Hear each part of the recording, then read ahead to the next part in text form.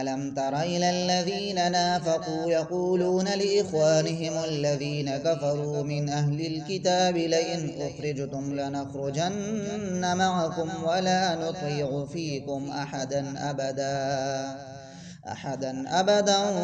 وإن قوتلتم لننصرنكم والله يشهد إنهم لكاذبون لئن أخرجوا لا يخرجون معهم ولئن قوتلوا لا ينصرونهم ولئن نصروهم ليولن الأدبار ثم لا ينصرون لأنتم أشد رهبة في صدورهم من الله ذلك بأنهم قوم لا يفقهون لا يقاتلونكم جميعا إلا في قرى محصنة أو من وراء جدر لا يقاتلونكم جميعا إلا في قرى محصنة أو من وراء جدر بأسهم بينهم شديد تحسبهم جميعا وقلوبهم شتى ذلك بأنهم قوم لا يعقلون كمثل الذين من قبلهم قريبا ذاقوا وبال أمرهم ولهم عذاب أليم كمثل الشيطان إذ قال للإنسان اكفر فلما كفر قال إني بريء منك إني أخاف الله رب العالمين فكان عاقبتهما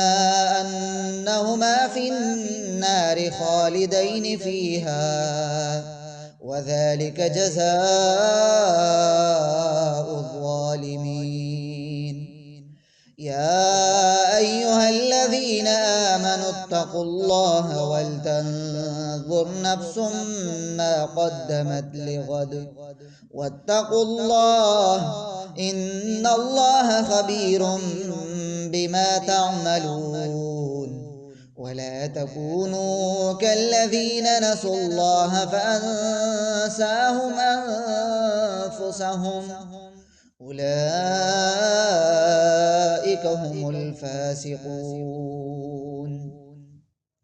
لا يستوي أصحاب النار وأصحاب الجنة أصحاب الجنة هم الفائزون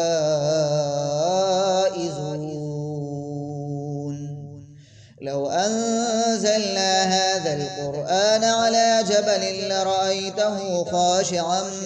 متصدعا من خشية الله وتلك الأمثال نضربها للناس لعلهم يتفكرون هو الله الذي لا إله إلا هو عالم الغيب والشهادة هو الرحمن الرحيم هو الله الذي لا إله إلا هو الملك القدوس السلام المؤمن المهيمن العزيز الجبار المتكبر سبحان الله عما يشركون هو الله الخالق البارئ المصور له الأسماء الحسنى يسبح له ما في السماوات والأرض وهو العزيز الحكيم